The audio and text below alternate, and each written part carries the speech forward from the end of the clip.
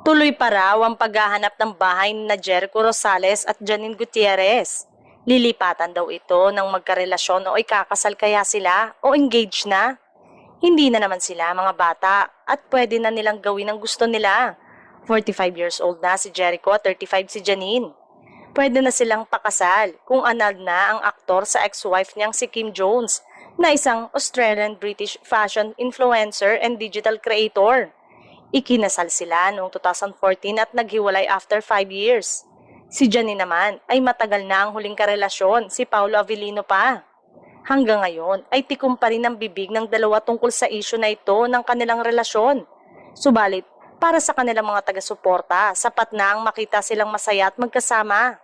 Samantala, abala ngayon si Jericho sa pagpupromote ng historical biopic ni Pangulong Manuel L. Quezon na ipapalabas sa mga sinehan sa October 15. Inamin ng aktor na pinag-aralan niyang maigi ang karakter ni Quezon at dumaan siya sa grabing research at paghahanda para sa nasabing karakter.